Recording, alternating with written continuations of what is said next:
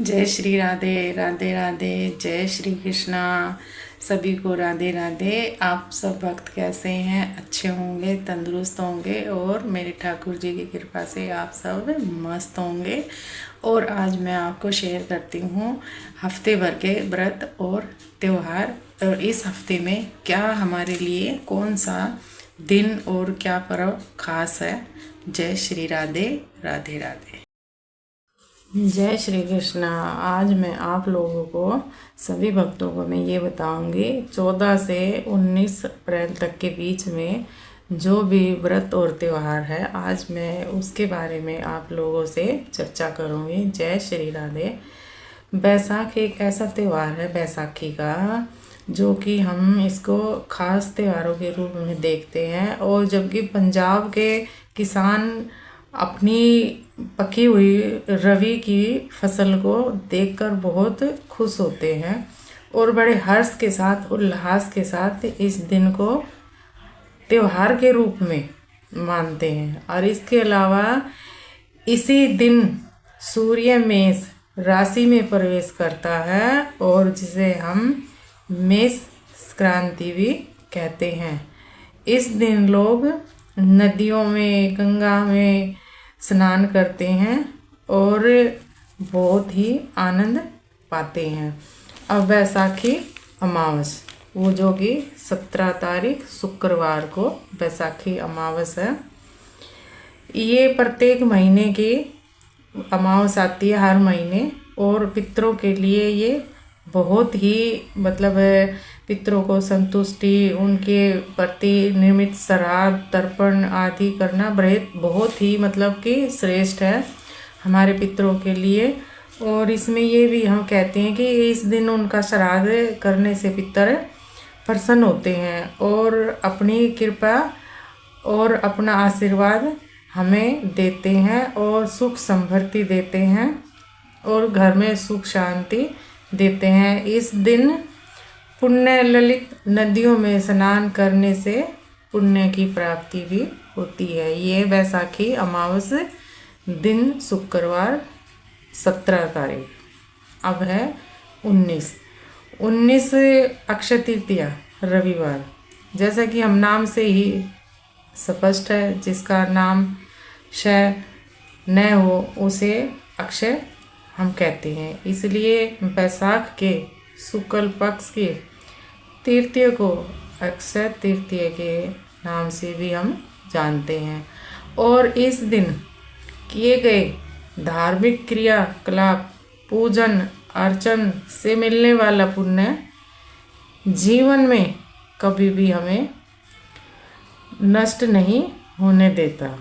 और हिंदू परंपराओं में, शास्त्रों में प्रगति 4 मुख्य सर्वसिद्धि तिथियों में वैशाख मास की इस तिथि को सर्वार्थ सिद्ध योग माना गया है।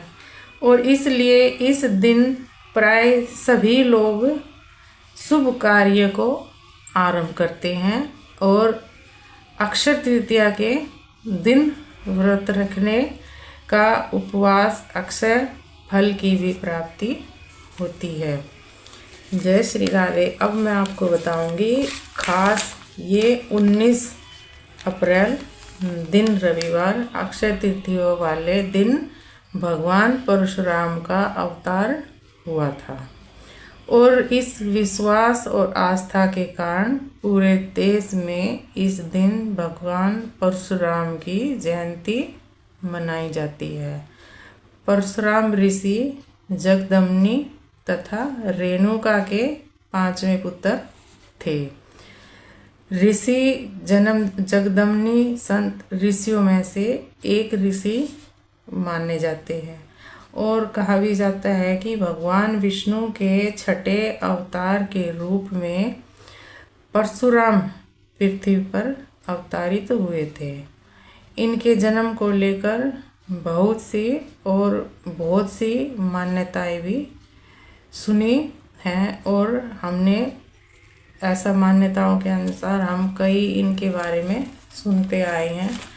और जो कि 19 अप्रैल को इस तिथि को अनसूझ साया या अनसूझ मुहूर्त भी हम मानते हैं, जिसका अर्थ है कि इस दिन किसी भी शुभ कार्यों को करने के लिए पंचांग देखने की विशेष कोई जरूरत नहीं होती। अक्षय तृतीया के दिन किए गए दान कई गुना फल मिलता है और जिसका कभी क्षय यानी कि विनाश न हो।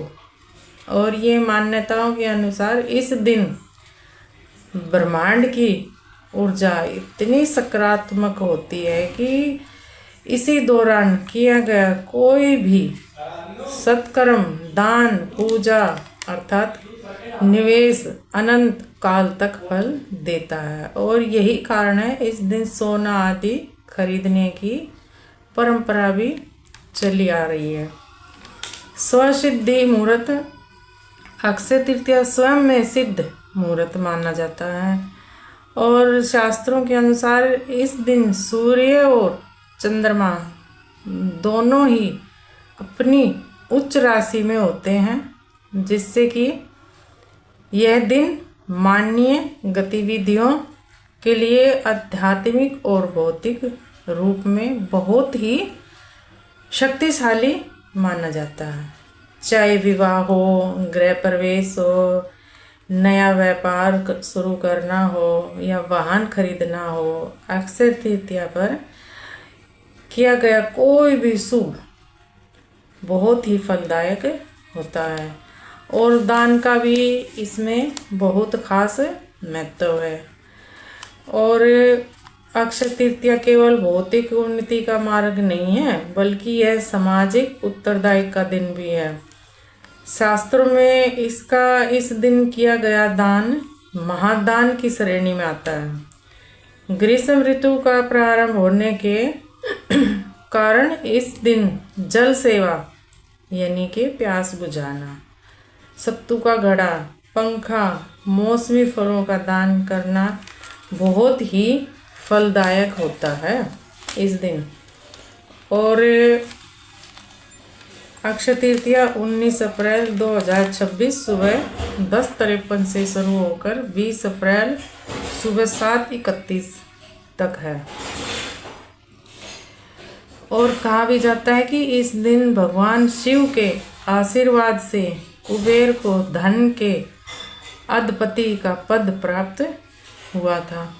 और इसमें एक मान्यता और भी है, पांडवों का अक्षय पत्र महाभारत के अनुसार वनवास के दौरान भगवान सूर्य ने पांडव को इसी दिन अक्षय पत्र दिया था, जिसे उन्हें भोजन की कभी कोई कमी नहीं हुई।